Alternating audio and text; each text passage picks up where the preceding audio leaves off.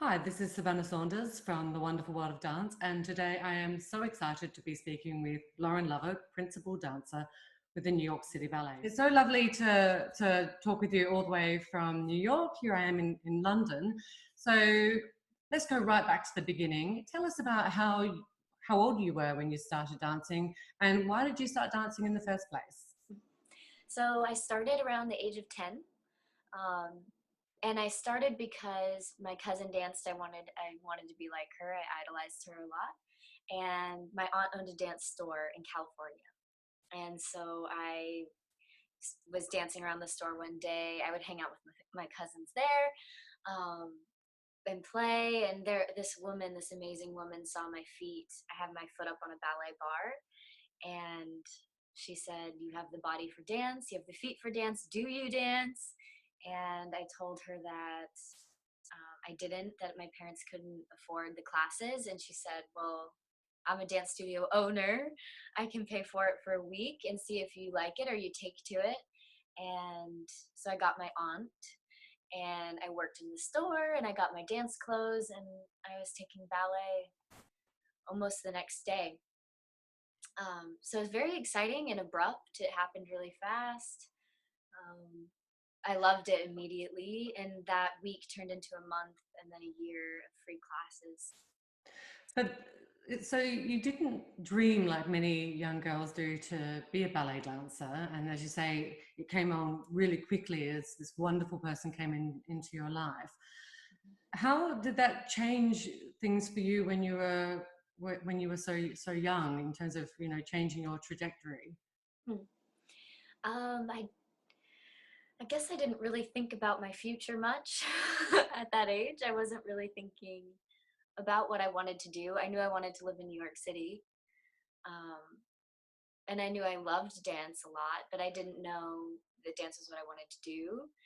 And I feel like because ballet was my first class, I never went to school. I was homeschooled my whole life. So I feel like because dance was my first exposure into a class situation where I had a teacher and other students and I wanted to do well, I I took to it that way, and I liked the perfectionist element. Um, I also loved the movement. I feel like I loved moving. I had a lot of energy. I've always had so much energy my whole life, so I felt like that was a really good outlet for me. And I was very introverted and shy, so I didn't have to really say anything. I didn't have to speak up ever, and I could still have so much fun, and I could get all of my emotions out and practice this perfectionist gene that I had in me, and it was just kind of a really wonderful fit for my personality. And it must have been very different coming from a homeschool environment and suddenly finding yourself in, as you say, a very structured and you took it quite seriously, a very serious ballet environment. What was that like for you? um, it was shock. It was a shock. At first, I wasn't around kids very often. I just had my family and the neighborhood kids around. So that was a huge transition, um, but not a bad one. I mean, I think I was hungry for something like that. I always wanted to go to school. Um, I didn't always get along with the other girls right away because I was um, in an advanced class early on, and I was definitely the furthest behind, but also rising fast. Um, and that wasn't popular with the kids that had been there since they were 3.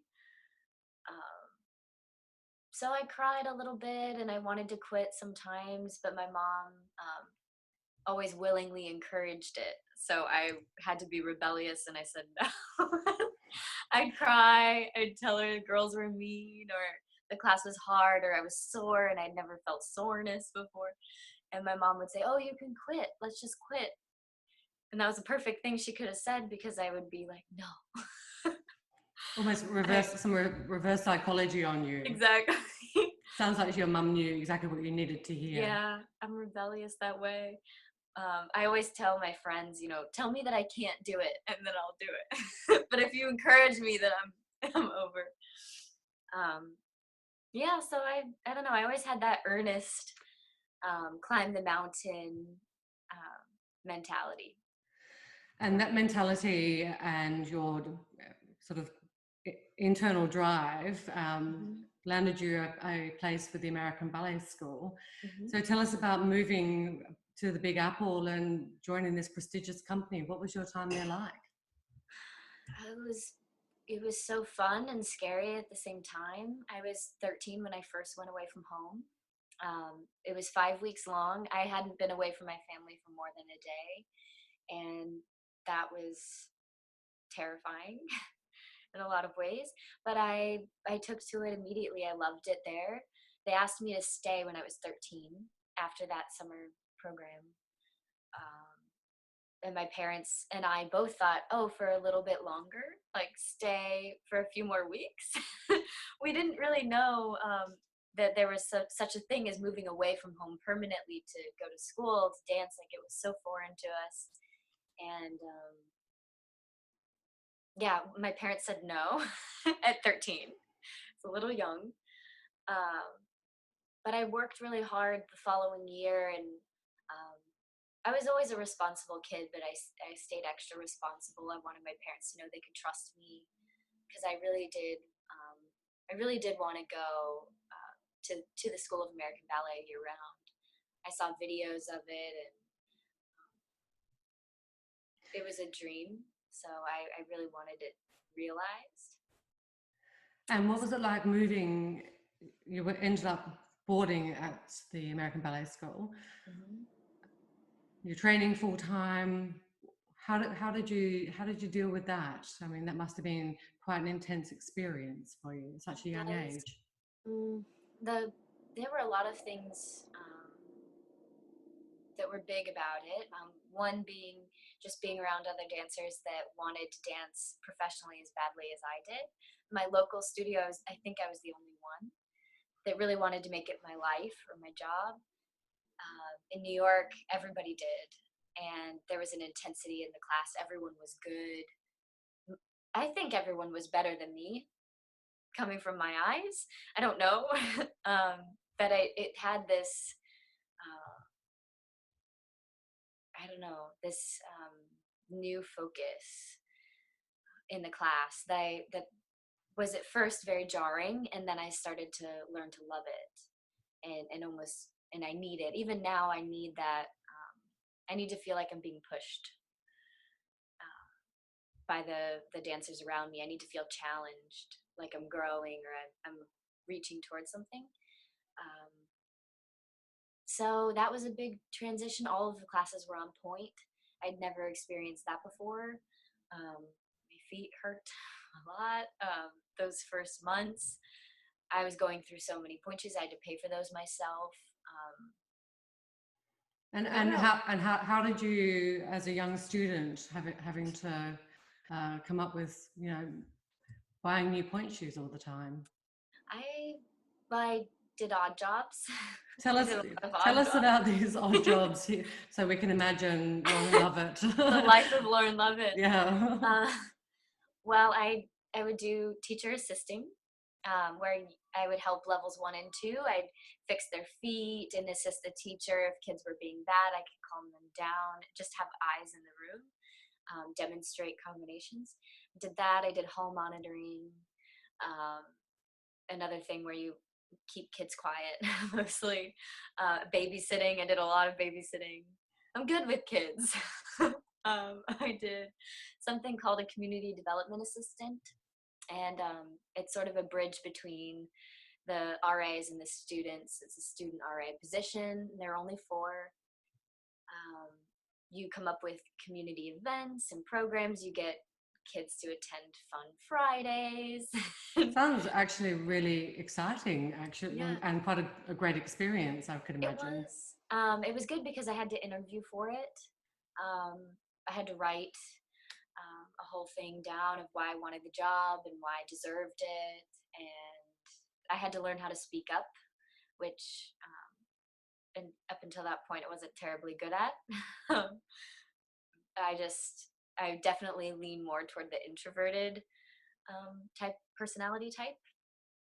So that was really good for me. I had to speak up and create these events and then make them fun for people and exciting. And I ended up having a blast. I loved it. Um, I loved the brainstorming elements. I would come up with ideas and bounce them off people, see if they were good. Then you had to make your own signs. And it was a huge part of my education. I think I really needed that um, interaction with other kids. And then also in a leadership position, it helped me later on. So you spent a couple of years at the ballet school, is that right? Hmm. Yeah, I was there 4 years. So the end of my high school schooling, yeah. And tell us about you come to the end of your time in the school. What were your options then? Mm. It was a difficult year for me, my last year in the school, because I'd reached the highest level you could be, level D, the advanced division, and I finished. I was a lead in the end of year show called Workshop, and I didn't get a job with the New York City Ballet, and six other girls in my class got chosen, um, which felt like failure to me because I'd worked really hard for that. Um, and I didn't audition for any companies that year. So I felt like I was at this place where I was going to go back to school and repeat a level with all the younger kids. Like, that felt disappointing. And I wasn't going to a summer program that had a major company attached. So I was getting training, but as far as career, I couldn't see it where I would end up or if I would be a ballerina. Um, but I went to Chautauqua summer program in upstate New York for 7 weeks, and I choreographed two pas de deux there, and they were shown on the main stage in front of a real audience, and I had live music. I had to collaborate with musicians and think about costumes, and that was very in hindsight very, very valuable for me. Um, And perhaps an experience you may not have gotten quite so soon if you had gone straight into as an yeah, apprentice or straight into the corps. I wouldn't have, and if I had gotten my apprenticeship, I would have stayed in New York and gone to the School of American Ballet for the summer. And I wouldn't have had the performance experience either because since I started a little bit later, I was 10, 11 ish, and at the School of American Ballet, you don't perform a lot. I really only had 3 years of getting used to the stage, and that is a huge part of the job. It's not just class and rehearsal that I felt very comfortable in, it's being in front of people. And as an introverted personality, I would always freeze on stage. So it was very good for me to go to Chautauqua. We had a real amphitheater. I did Tarantella, I did the lead in Western Symphony. I danced all the time, every couple of weeks in front of people, and I learned how to perform. Not always successfully, but it was still experience. And It's yeah, interesting that there you were, I guess, on the at a point in your career where you would have hoped to have become an apprentice, yeah, and then find yourself in a different situation, which, as you say, in hindsight, has been an amazing experience for you. And it sounds like you learned a lot through that experience.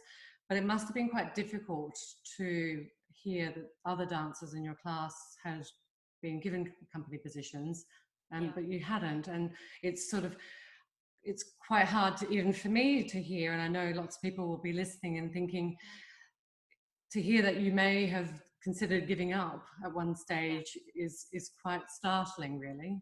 yeah, yeah. I did.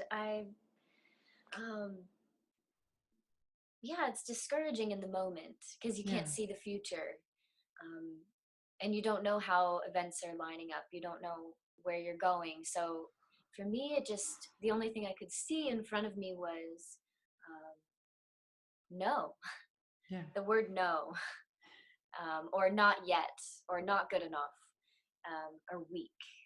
And I had those words in my mind often, and I felt like the pressure was getting higher, and I was burning out a little bit. I felt I almost did give up. I remember I called my dad 2 weeks, I think it was maybe not even 2 weeks before I ended up getting my apprenticeship with the New York City Ballet, asking him to give up, being like, Dad, I don't think I'm going to do this. I don't feel like I have a future in this field. Maybe I'll move back home and do something else. I'm smart. I was like, I'm smart. I can do anything. I can. Maybe ballet isn't the one for me. I didn't feel very happy. And then right before Halloween, I got my apprentice contract, and it happened so fast. They tell you at night or in the evening, and then you start rehearsal the next day. So Goodness. I was told around 6 o'clock at night, 7 o'clock at night, and Wow. then the next day I had rehearsal for the Nutcracker with the New York City Ballet, and you just So no real time to digest this nope. life-changing No. event at all. You know, something which you had aspired to, but it was out of your reach at that point. And here it is, it lands on you and you have to start. That's incredible. Exactly, and you just go and yeah, you go into survival mode and you just do it somehow. Sink or swim. Um, so the very next day I was in company class and I danced Spanish coffee, um, and then in the Nutcracker, or Spanish hot chocolate, or whatever it's called. I did that, and yeah, it was history. The rest. Um, so that was a huge transition as well.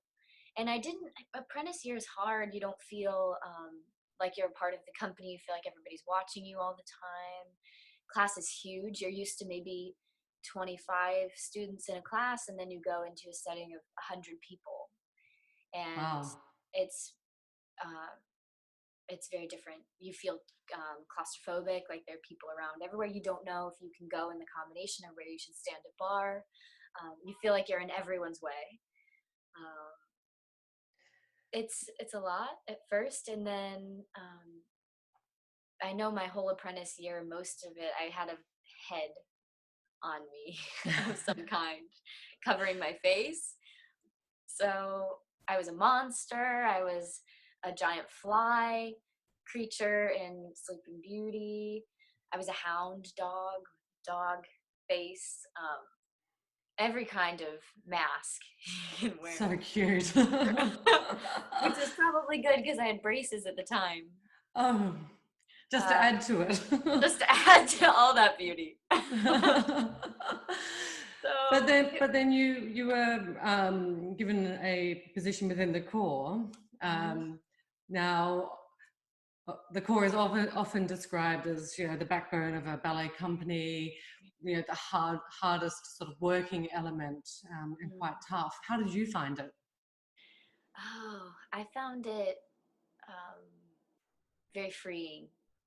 I felt like as an apprentice, I couldn't dance everything I wanted to because they limit how much you can do to protect the dancers so that they don't get paid a very small amount for a ton of work. So the union says you can only dance so many ballets, and the company keeps track of that, and they don't put you in ballets because they can't pay you, so they don't. But when you're in the corps, you can do anything. And I don't, maybe I just have a crazy amount of energy. I don't know, but I loved it. I I couldn't wait for the schedule. I would look at it and I hoped I had the entire day of rehearsal. Um, and I wanted to be in every ballet for the show. And I don't know, maybe it's just like the curse of the young. I loved it. Um, I took to it right away. I think I didn't feel like there was any part too small. I danced everything as full out as you can dance it. I wasn't good at staying in line. Oh, really? I was not. I think a lot of my coworkers were very frustrated with me because I was so involved in the emotional elements of dancing. Um, that, I was getting my choreography wrong often. I was short and in the front, so I was the leader of the line. And if I was just freely dancing as I felt, the rest of the line, suffered. So Perhaps that's why you were promoted to promoted. soloist. Yeah, they were like, she's making a lot of mistakes and she's dancing with a full spirit. So let's put her somewhere else. I was thinking more of this wonderfully dramatic emotion and free, Yes. loveliness. But tell us about life as a soloist and what it felt like to get that promotion. It felt even more free. It felt like that was my favorite promotion, because of the way it was given to me. I loved that meeting with my boss. What was that meeting like? Tell us about that. He told me, um, he liked my energy. He liked my spirit. He liked that I was always smiling and had good, positive energy. He has a video camera in his office that he can see the stage at all times, and I danced every rehearsal like it was my last, with that kind of full out feel. And he saw that and he told me about it. And um, that was the first validation that I got, real validation from my boss that said, okay, so I'm doing something right. And you see it and it's not going unnoticed. And um, I'm going to keep it up. So that that meeting went very well. And then after, being promoted to soloist, I could always dance as freely as I wanted to because I had solo roles. And it comes with its setbacks too. I mean, you don't dance as often. Okay. It's easy to get out of shape, or if you're not learning anything, to just feel like you're lost and not a part of the company anymore because you have to do your own work. Um, And how did you deal with that? Going from loving being on stage and getting yeah, this great opportunity to be free as an artist, yeah. but finding that you don't have quite as much time to dance on stage.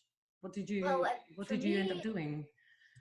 I loved dancing. In rehearsals I would do full out all the time, but actually show time was hard for me, the actual performance. Sometimes it would be great and I would face all my fears and I would just go for it, also not thinking of the line, but going for it. um, Most of the time though, I felt like I would blow it on stage, that Is I is didn't this the do as fear that you well. is this the fear that you had before you went on Yes, stage? I Okay. think so. I think I struggled with stage fright. I went to therapy for almost a year. So for me, being on stage all the time was very good for me because it became normal. It normalized it. I could just get used to it. It's like practicing that scary muscle over and over and over. Um, it becomes more common practice and you're just living your day. But as a soloist, I wasn't on stage as much and I started to feel that anxiety creeping back in, that fear of the stage. And then when I was on stage, I had to really deliver. And so I felt my anxiety rise a little bit, but also this freedom of not having to look like anybody else. So I don't know. I think they balanced each other in the Yeah. end. Um, and And then I started really connecting with who I wanted to be as an artist instead of just doing things perfectly. And that definitely freed up my performance because then I felt like I could really dance because I was giving something instead of, trying to be something else. I was just being me. And that so, was fine up until I got injured. I had a little injury. So and did that take you off stage for a while it or? did. Yeah. It was actually right before I got surgery, right before my promotion to principal. So That must have been tough. yeah, I was getting into a groove with being a soloist. I was learning a lot of new things.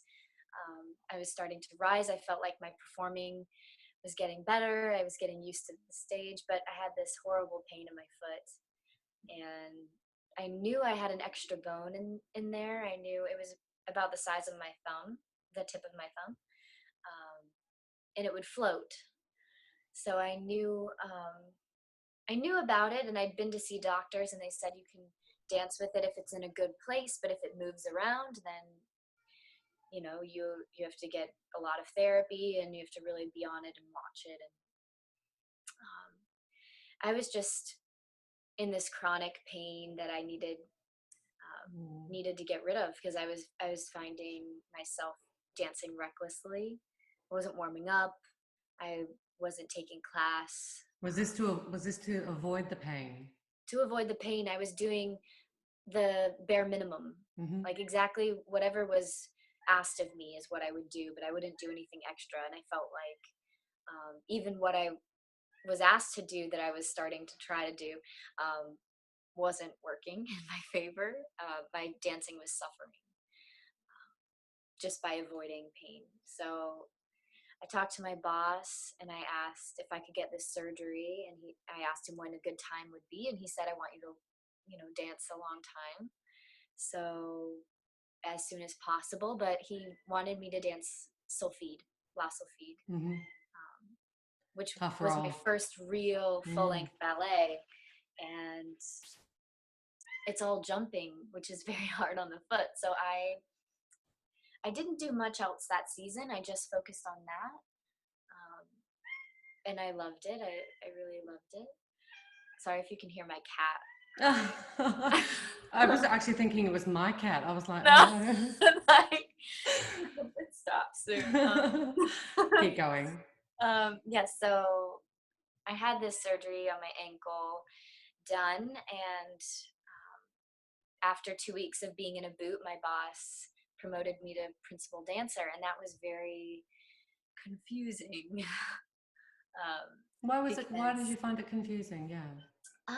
I guess I felt like I had done maybe I had done things in the past that could have warranted a promotion, but getting surgery on my foot and then sitting on the couch for 2 weeks in elevation, taking pain meds, and just kind of letting myself go, didn't feel like a very good time.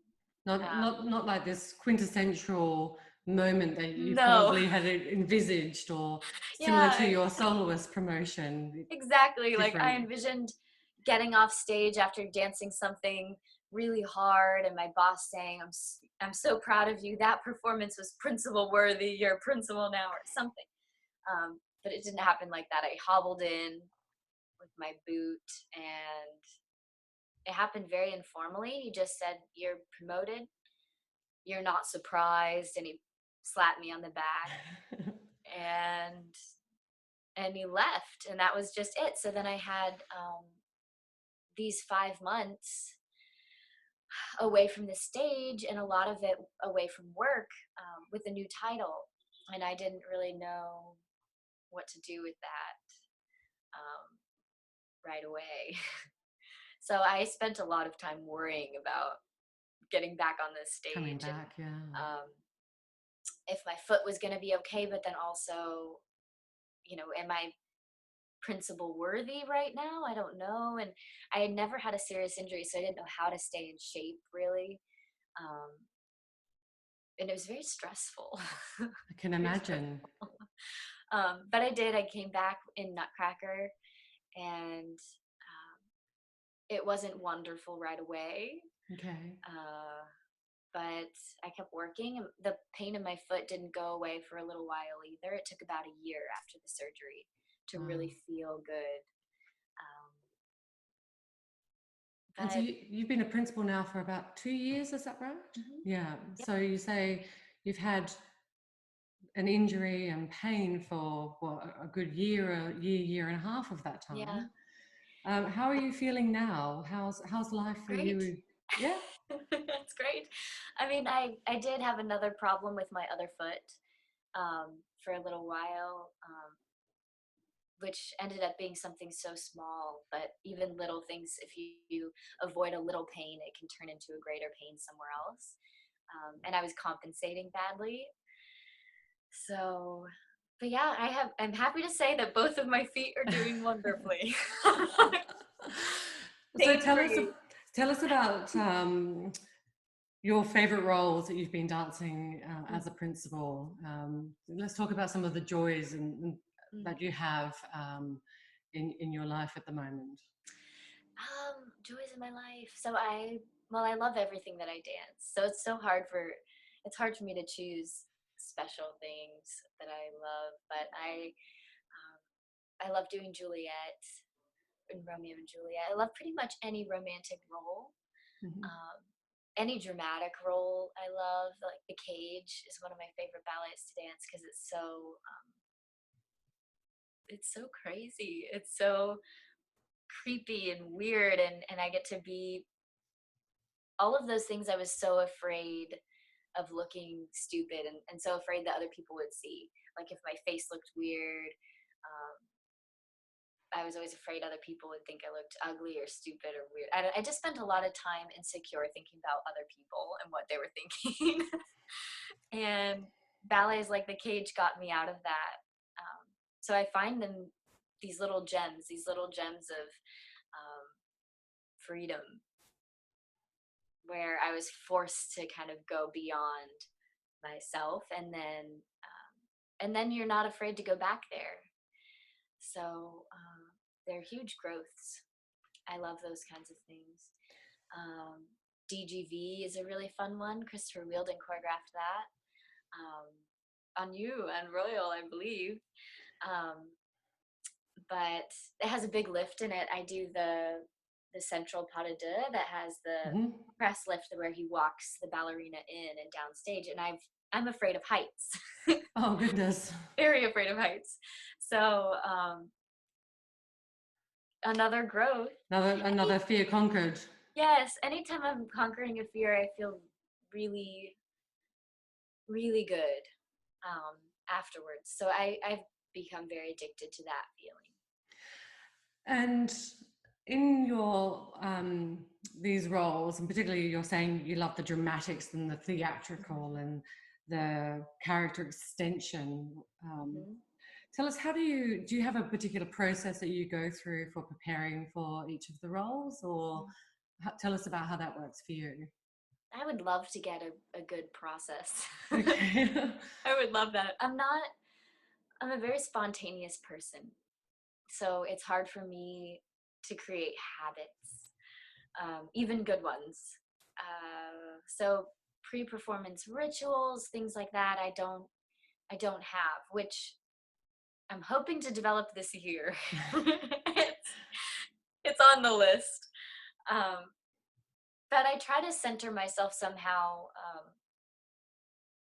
by connecting with who I really am and what I want to give out.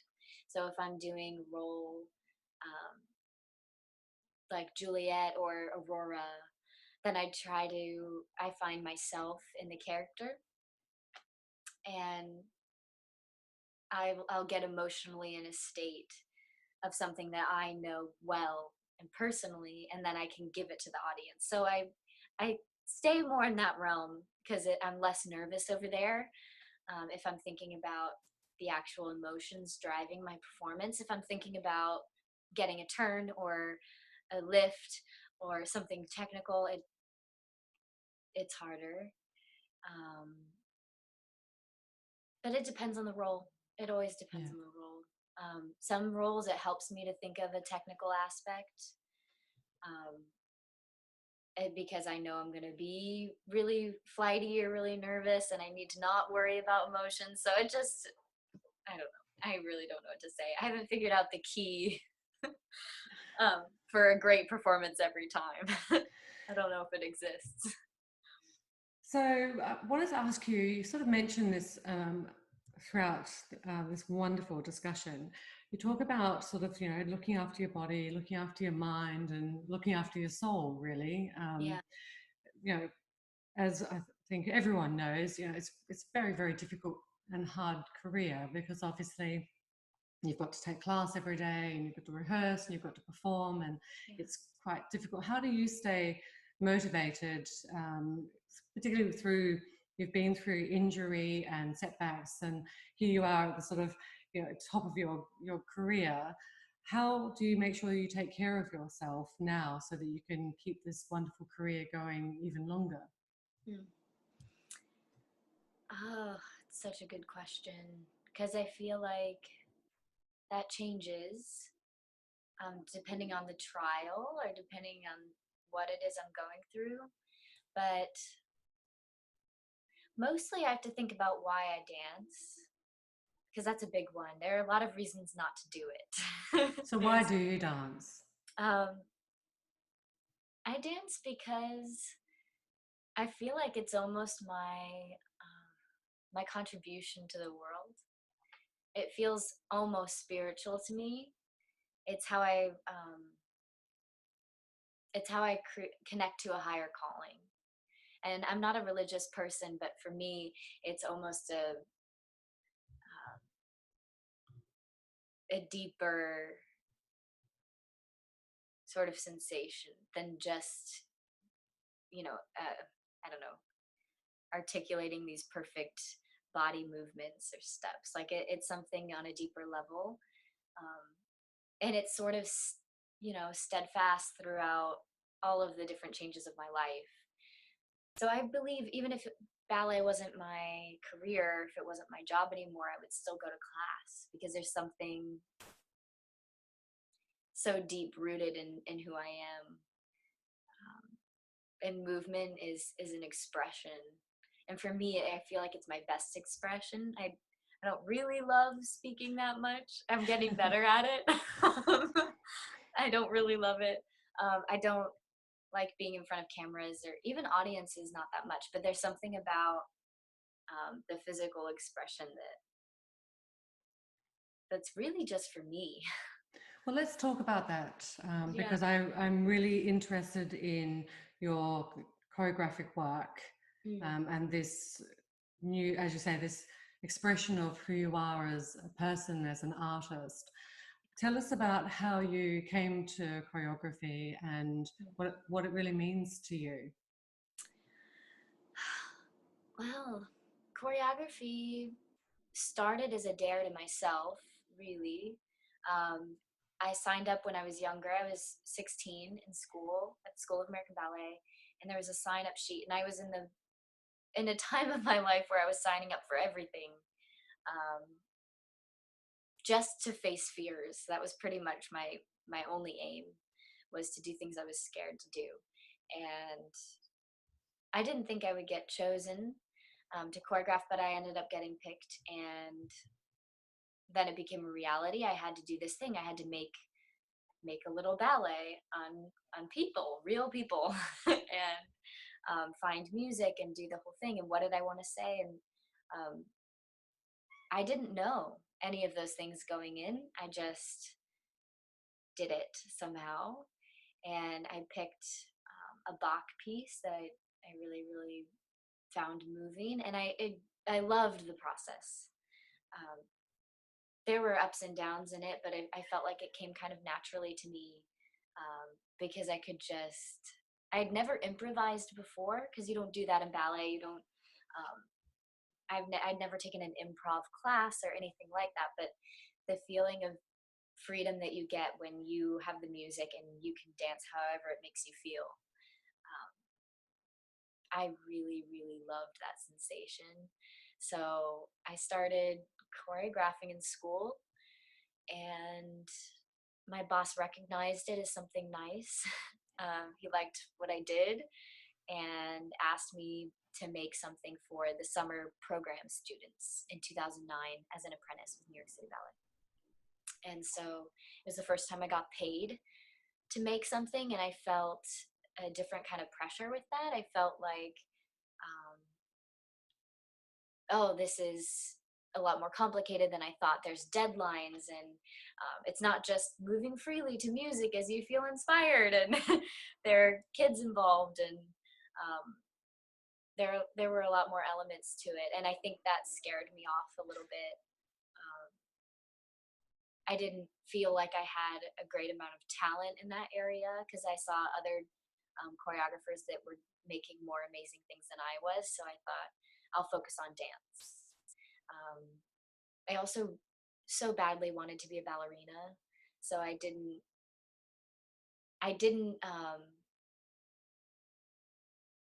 even put that challenge in my mind to focus on two things. I didn't go to college. I didn't do anything else. I just wanted to be a ballerina. And My boss had spoken about choreography to me a couple of times throughout me being in the corps and as a soloist, and I always had the same answer, and that was, I want to be a ballerina, or I'm focusing on dance. Um, so when he promoted me to principal, he finally said, "Lauren, you're a principal now. Choreograph." No excuses anymore. No excuses. And I think really it was just fear, um, because that's the ultimate fear, because you're making in ballet, I can give my own expression through other people's choreography, and it's not going to be criticized as much. It's going to be, maybe they won't like the way I dance it, but usually they blame the choreographer. It's very rare that they blame the dancer for the problems. They say, oh, the costumes or the lights or the music was poorly chosen or whatever. So it's the choreographer that gets the heat for those things, and it's the most exposed you are as an artist, because it's your heart out there for everybody to decide if they like or not. And so I wasn't ready for that for a long time, and I don't even know, even still, if I'm ready for that, really. But I made my first ballet last year, and it was like anything else that I've talked about in this whole interview. It was a total rush of both positive and negative things, um, which I guess anything that's worth doing in life has that. Yeah. It's part of the balance. So I had some extreme highs, and then I had a lot of moments where I thought I couldn't do it, and I really learned so much about myself when it comes to being a leader. Um,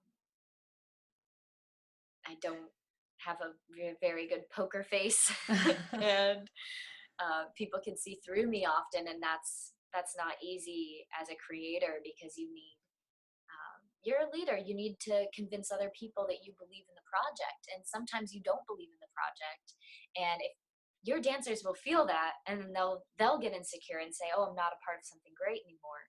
So it's your job to keep yourself motivated, yourself inspired, um, and your dancers and your musicians and the lights and the everything else. So it was exciting for me, because I've been reading leadership books my whole life. Have um, you? I have, um, I think because of my What? dad.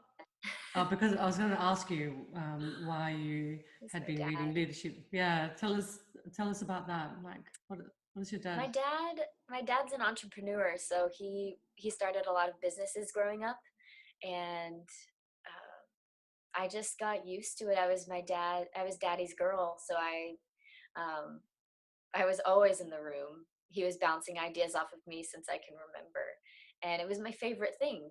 I loved the respect that I felt. Um, my dad always made me feel like my opinions mattered and they were important, and I loved if I came up with a good idea, or if I came up with a solution to a problem. It just felt really good, to be the contribution or the help.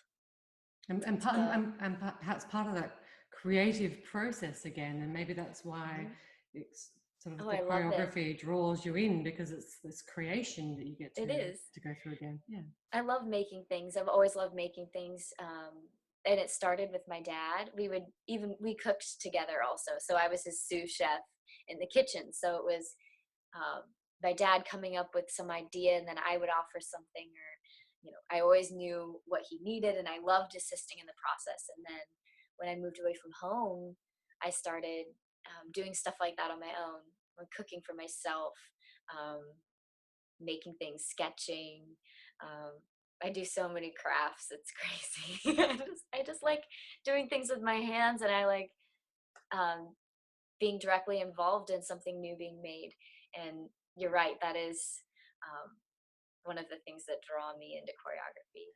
And then one of the things that deter me from it is the critics and the fear of putting myself out there. All of my the other half of me that is always struggling with anxiety and fear. There's there's both sides. And sometimes the creative Lauren wins and sometimes the anxious Lauren wins. Um, but Well, once I'm you say yeah, it, it feels wonderful. I'm glad that the creative Lauren is winning. Thank Absolutely. you. How has it been creating works on colleagues? Mm. How did you find that? And I'm sure your leadership books, which are always great to read, have been Yeah, helpful. I feel like it's a beautiful thing to create things on your colleagues because you see them the way nobody else can. Um, but it's also very difficult because if you're working with people that know you in a certain way, it's hard to be their boss. Like the power shifts a little bit in the studio. Um, so it's been interesting. I'm realizing that I need to work with um, and good energies more than talent for me personally, um, because I'm very sensitive to how people feel and I'm empathetic. And so if I'm sensitive to somebody else's energy in a negative way, it affects me negatively, and then I can't create the same, or I have trouble. So I like to use dancers that I don't feel are utilized or seen, that I feel like can do greater things than they're given, or dancers that haven't had a shot in a while, or maybe blew their one shot. Um, there's like a great amount of fulfillment that I get in that personally. And then they're usually excited to be there, which creates a positive energy in the room, which helps me out. Um, but I've also worked with colleagues that are, that are older than me, and it's a little bit harder because they have more experience. I was the young kid coming in through the company with the quick rise, and who are you to tell me what to do? So you get all types. Um, and if I don't have a good experience working with a dancer, then I have the ability to not use them again. I don't have to use them again. Um, and I like to keep it positive if I can. I don't create too many problems. I'll just mentally on the inside go, okay, well, this wasn't as positive as, of an experience as I wanted it to be. Moving on to the next dancer. And um, I mean, I work with some of the greatest dancers in the world, so Yeah. I feel very lucky in that sense. I have a bunch of dancers around me who can do anything.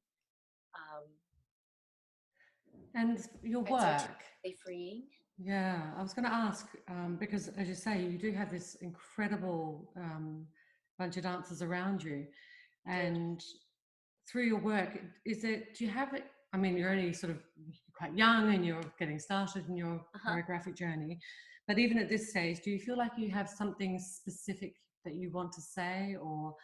um, or sort of what's your creative process? And I know it might be too early, but how do you find that your choreographic language is beginning to form, if you Mm. feel that it is? Yeah, I don't want a voice yet. I don't think because I'm in exploratory mode. I love I love using different music and trying to see how that makes me move differently. I don't have a vocabulary that's unique to me. And I don't know if I want one. I don't want people to look at something and say, oh, that's Lauren Lovett's work. I'd rather them just enjoy the show, whatever it is, have it change up, and then look and see if they liked it and say, oh, it's Lauren. I don't want it to be directly recognized. And Okay, maybe that's not a good thing. Um, but it's your but thing.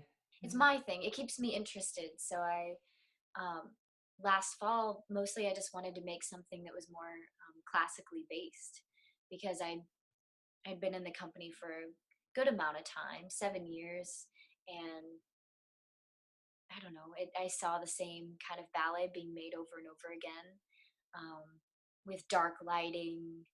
And yeah, I have a lot of friends that support the ballet. They all would say, we miss real music with the melody, and we miss the orchestra being used to their fullest, and we miss the costumes not getting in the way, and we miss being able to see it because a lot of our audience members are older and they can't see as well, and if you have a dark ballet, it's very difficult for them. So I mostly just took the information that people were giving me, um, and I felt very similarly as well, that I missed um, beautiful classical music, um, and clean costumes and just ballet. I just missed ballet. And so I decided I wanted to make a ballet. I wanted to make a ballet to Schumann. And, um, and I love it. I love that ballet. For Clara, I named it after Clara Schumann. And I had fun researching all about her and Schumann's life. And I found that so moving. And I found a lot of personal elements that connected in my life. And Do you want to give us a quick similar to synopsis for Sure. those people who may not know the story? Yeah, so Clara and Robert, they met when they were very young.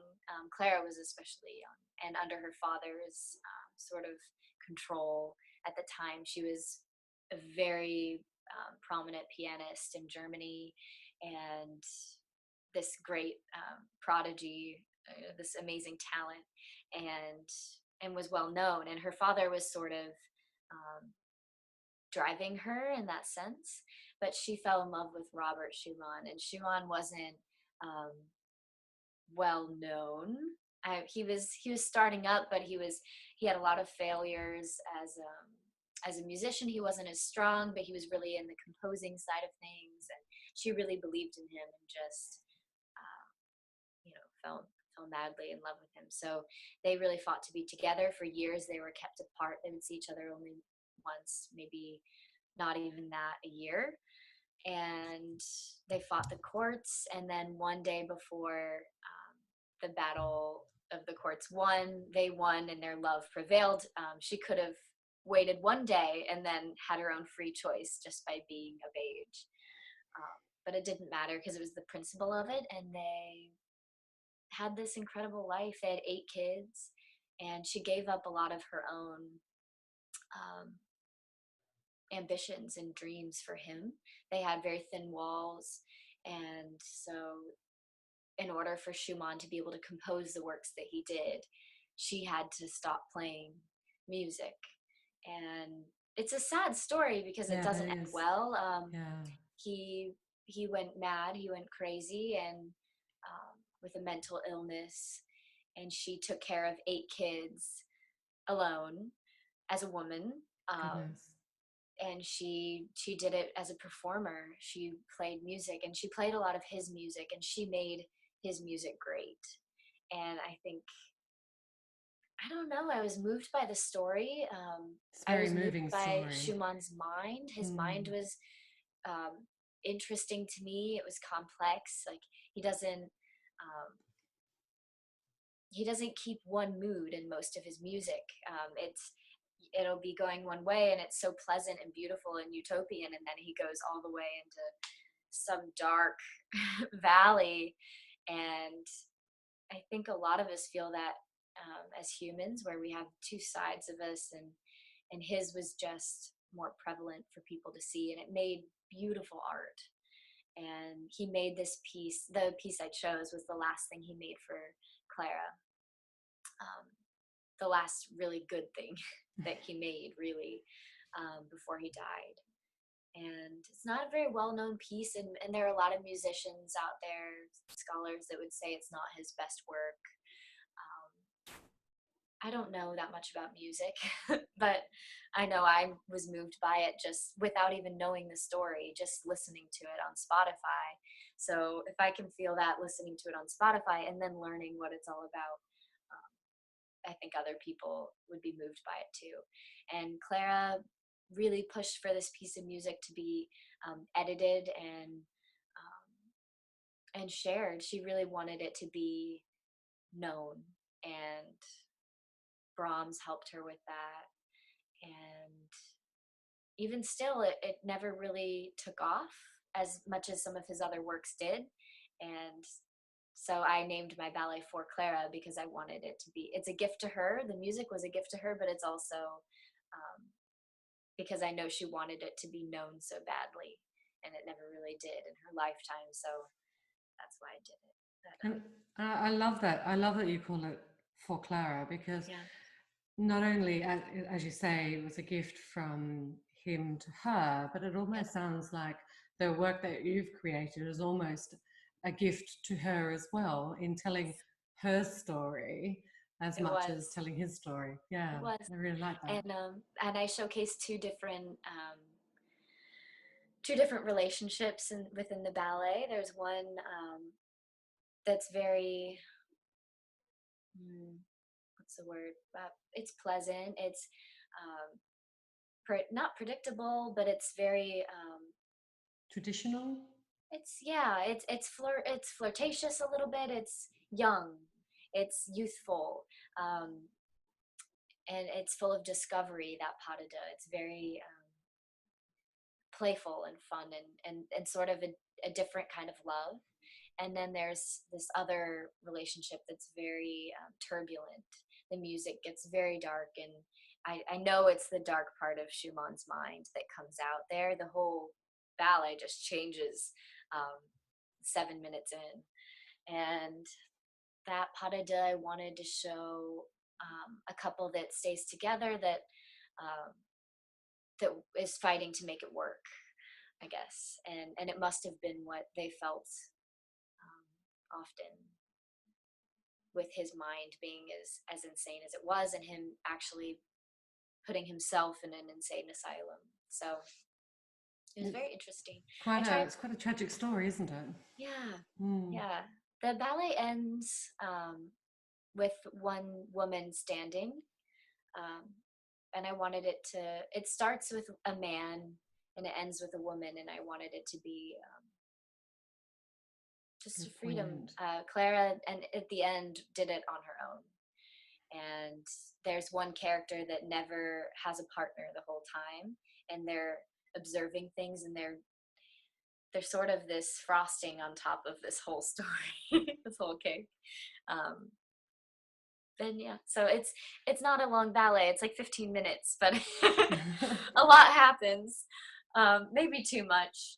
I did. It was like years of pent up, not making anything, and I think I tried to put it all on one canvas, and it was just like the critics were like, "No, not good enough." Um, but it's Well, you're just getting started. yeah, You're still very young. exactly. You've got a long way to go in your choreographic journey. So Yes. I did want to ask you though, Mhm. as a female dancer, and Mhm. particularly hearing this, true love story, but quite a tragic story. Yeah. At being a female dancer, do you think that that has affected or informed in a specific way your approach to choreography, or the choreography that you ultimately presented? Mm. I don't know if um, being a female gives me a different perspective. I don't know. I mean, it's my perspective, and I'm a female, so it must. But Mm, I feel like, at least in most cases, there are two sides to everything. So we're really looking at the same things as humans. So there is no difference. Um, we have all of the same hardships and trials, the same suffering in love and out of love, and with other things in life, family and friends, death. I mean, it's human. It's not gender specific. I think what the challenges that come with doing it as a woman come from a technical view. I think less from an emotional view, more from a technical view, what do you mean by um, technical? partnering would Oh, be one. okay. Um, and I know a lot of my male friends that choreograph have a hard time with point shoes. So um, it's more of a matter of how you're educated, and what you know is what you can. Those are your materials. Those are your tools that you can use, and then you create the story from there. What you want to say from there, and that's a human element, human condition. So if you're a person that's been through a lot of things, you're going to have more to say. Um, Not necessarily because you're a man or a woman. Yeah. So I think I have some advantages when it comes to point work and female dancing and what feels good. Hmm. Um, but I also have holes in my training too, where I haven't partnered at all. I don't know how that works. So um, I'm learning what the man does behind the woman, and how strong women can be and how they can do that as well. Um, I just made a ballet for the Vail International Dance Festival. Yes, how was Not that? really a ballet, more like a dance piece, more Okay. like I guess just a work. Yeah. I used spoken word poetry, um, and a Brooklyn-based violinist. Um, and it was a very collaborative experience. It was cool. I started with words that I really wanted to be said. Um, it's sort of a poem about our us being a universal species, and how we can affect the lives around us and how important that is. And then there's another poem about love, um, but not love between a man and a woman, but between a woman and a woman. And I feel like that never gets shown in ballet. Yeah. And I really wanted it to be real and authentic to that. Um, so because that's what the poet is speaking on. She's speaking about another woman, not a man. So I wanted to show that for real. Um, that was one element. And then there's a Fantastic. whole piece on anxiety, and how important it is to not let it rule you, and how the whole point of life is trying to get your elbow, if it touches another person, to stay. And just sort of how important others are in life. So that's a whole segment. And then the last one is about uplifting each other, I guess, um, being a part in somebody else's greatness, uh, self-esteem, and how you can charge the people around you and make them feel big, and how they can conquer anything if you do that. And the whole piece was called Angels of the Get Through, which I just love that title. So It's yeah, so really I had my message, and I had my outline, and then I got an amazing composer, Caroline Shaw. She wrote a piece, and we put it in, and it wasn't long enough, and so then there were certain sections that were improvised by the violinist based off of what he felt from the words being said. So that was exciting in itself too, because hearing the poet speak and then the violinist play based off of the words was special. And then the dancing was as well. And I used a lot of partnering, because we only had women involved. That's all I got. So I wanted there to be lifts, and I wanted there to be turns, and I wanted there to be dancing moments, like real yeah. ballet. Um, and I also wanted to explore my contemporary side, with floor work and moving in a different way that's not point shoes. I put it on flat. Um, so I don't know. I just like to challenge myself in all of the areas, just to It's see what really comes out. it's really interesting that the piece that you're talking about that you created for Vale Hmm. is almost a complete summary of the discussion that we've had today and the topics that we've Yeah. covered off actually. As you were talking about that, I was like, well, but I think that is perhaps because, as you say, it comes from within you, and Yeah, what it we've does. discussed comes from within you, and your choreography comes from within you. Yeah, it does. And you've presented this, and I think that's just beautiful. Thank you. Yeah, it sounds absolutely incredible. Um, I wanted to ask, before we finish, Hmm. one of my favorite questions of artists is thinking about your journey that you have been through, and others who would be aspiring to have your incredible career. What advice would you give to other dancers who perhaps look up to you and think, that is exactly what I would want? Mm. You have to have the tenacity to never give up, but you also have to work harder than anybody else. So it's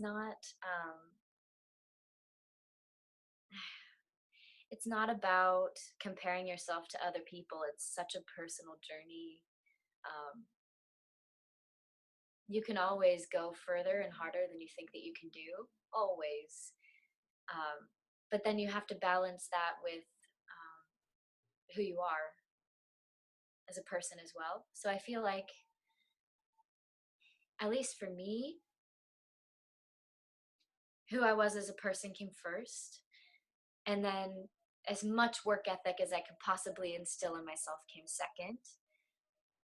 Other people are almost last when it comes to comparing and contrasting that. And in the middle, you have to not give up. You have to have that deep understanding that everything's going to be okay, no matter what, that you're going to get through it. So if you can have that, that anchor that says, no matter what happens to me, I know I'm going to get through it, then you can have really challenging roles. You can fall on stage. You can have injury and surgeries happen. You can get really sick and better again. You can go through almost anything. And then you grow as an artist if you can learn how to turn all of those things into something productive that you can give away. Other people come at the end, and it comes after all of the hardship and the personal discovery and all of that. And then at the very end, it's an offering. It's not a taking. And I feel like with that, you can be successful at most anything you decide to do. If it is ballet, then it's going to be especially hard because you have to keep your head on your shoulders. You can't get lost in the drama. You can't get lost in the competition. You can't get lost in one bad show or the perfectionism of everything. And then you can't lose your soul. You can't lose who you are. You can't lose being a person, or else nobody's going to relate to you on stage. So if you can have all of those things, I think you could be successful. That is absolutely wonderful advice. Thank you so much for all of your time. Thank and you. sharing this wonderful journey with us. I'm excited to see your work as you grow, and I hope to come and see you when I'm in New York, which would be absolutely lovely. Come. Yeah, most definitely. Here we are in London for the very first time. There's sunshine. I was like, wow, it's sunny there. Honestly, it's like we've had the worst summer, and here I am. I thought I'll keep the blinds open, and I can barely see. So yeah, hopefully it'll come out. But thank you so much for your time. And I just want to say to everyone listening, you can follow Lauren on her socials and definitely check out her Instagram, which is absolutely beautiful. And to find out when she's performing next, either on stage or having her work performed, you can check out with her, but also with the New York City Ballet website. Thanks so much. Thank you. Bye.